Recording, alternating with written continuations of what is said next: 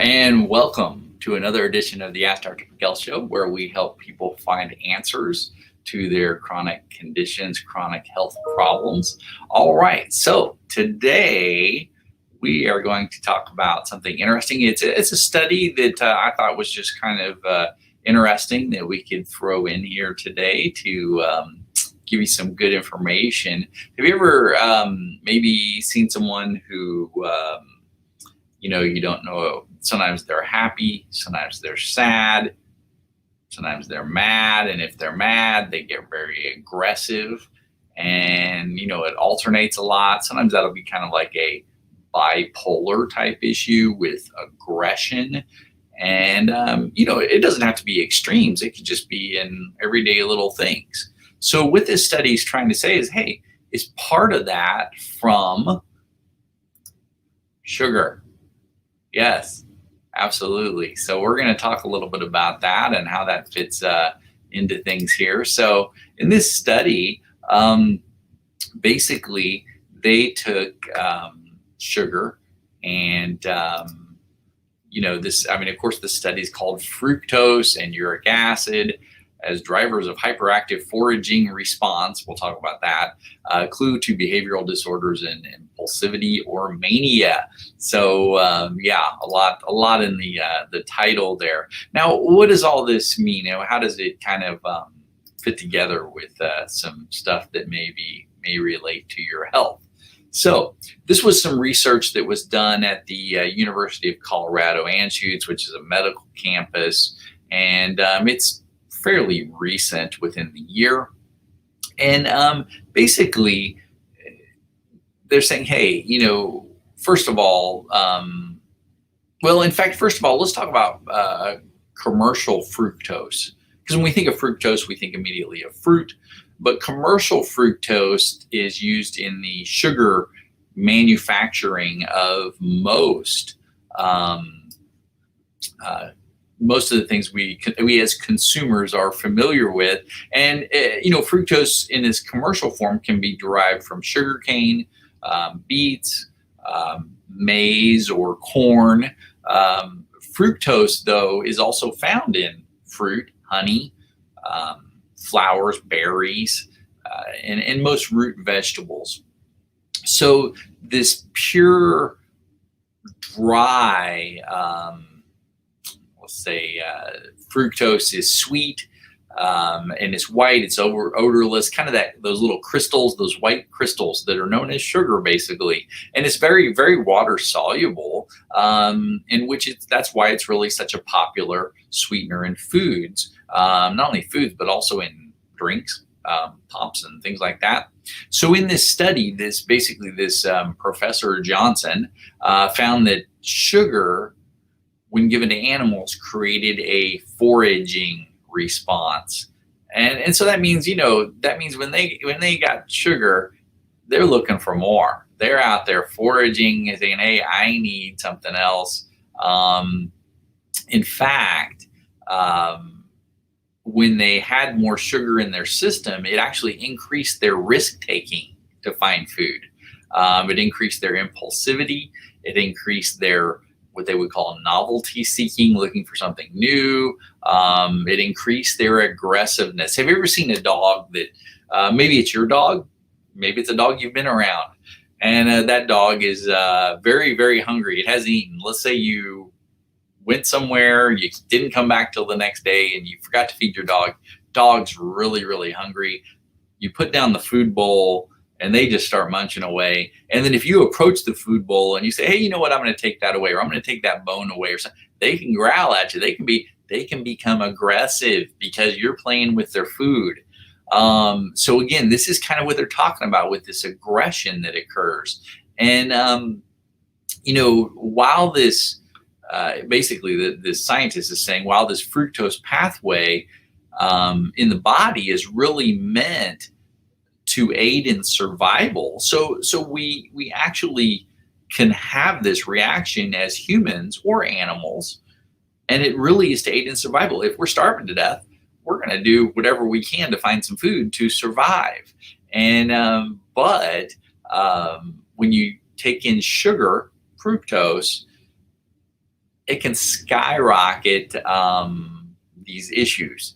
And during this last century, because people are intaking high amounts of sugar, especially in the standard American diet, Western diet, this is becoming a problem, and they're seeing it more and more.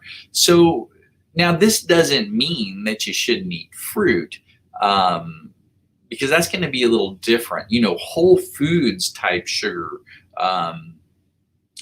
sugar, of course, is a whole food. You have fiber in it, you have other nutrients in it. The sugar's buffered some by the fiber, so it doesn't absorb into your gut so fast and create these insulin surges and these pathways to be so affected. But of course, a lot of research out there showing that excessive intake of these sugars, can lead to a number of health conditions. And really, just to talk about sugars in themselves, sugars in themselves, let's even talk, because a lot of times we think, okay, what's the difference between all these different sugars? We got fructose, glucose, sucrose, galactose. Well, basically your fructose, your glucose, your galactose, those are called simple sugars. They're what are in science are called monosaccharides. You don't have to remember that, but that's a little different in compared to table sugar, processed sugar. Processed sugar is sucrose, and it isn't a monosaccharide, it's a disaccharide. That means they took two sugar molecules and kind of glued them together with a water bond. So now, we got something a little, it's not really a water bond, it's what's called a glycosidic bond. But it's done through condensation of water, put it that way. All right. So, this is like, hey, it's a stronger sugar. Use this more in things and people will like it more. But no, not a good thing there. And, the thing that we see when people crave sugars a lot, they're usually looking for energy. They're looking for fuel. And the same thing with these animals. They're looking for fuel. So when we see this, some people say, oh, I just got a sweet tooth, or I've always craved sugar since I was a kid, or my mom craved sugars, so I crave sugars, or my dad craved sugars, so I crave sugars. I don't know if I really agree with that. So the thing that we see when people crave sweets and sugars, their body's looking for fuel. And what I usually find in many patients is this is a sign that the gut's inflamed and swollen. So you could eat great food, think, gosh, I'm eating so good today. I ate that meat, or I ate that veggie, or I ate that whatever, which is healthy. But if your gut is swollen or inflamed, you won't absorb those bigger molecules very well, those proteins, those fatty acids, those minerals. But you will absorb the tiny molecules. The sugars and carbs will go right in. Now, if consistently the gut's inflamed over time, the brain's going to start to wire to this change. And it's going to say, hey, wait a second. If you eat that salad, I don't get anything. And you want to go work out. You want to go do this and that and go to work and expend energy. You want to drive the race car without fuel because we're not absorbing from that salad. So every time you eat, mainly absorb the sugars, which of course can lead to a lot of other problems, insulin surges, prediabetes, hypoglycemia, all these other things. But the thing is the body will start to crave more of those things. It's going to look for more of those fuel sources because you're driving the race car and not absorbing the long burning fuel, the logs on the fire, such as proteins, fatty acids, minerals. You tend to absorb with a swollen gut more of the kindling, the sugars and carbs. So again, the brain, the body will start to look forward to that. It'll look forward to stimulants. It'll have more of a stress response. And again, this is what they're seeing really in those animals. Not saying those animals had a swollen gut. They may have just been starving, because when you're an animal out in the wilderness, you got to find your food. Whereas us, we can go to the store, we can open the fridge, we can get the food. It's just it's usually an issue of our guts swollen or inflamed. All right. And then you've got to find out what's causing that inflammation. All right. So kind of an interesting study that led into a little more of a topic there, or some information that I just wanted to go over there. Hi, Roberta. Yeah, I saw that. I will have to go to that website. I don't know what's on that, and I can give you some thoughts on that. All right, but thank you for watching and posting. All right, well, I do appreciate everybody watching, and I would love it if you would share this information. I was looking for my little, there we go.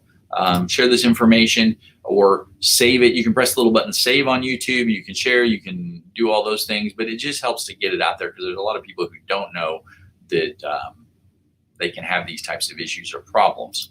So, and also, hey, Pamela, hi. I'm again glad you're watching.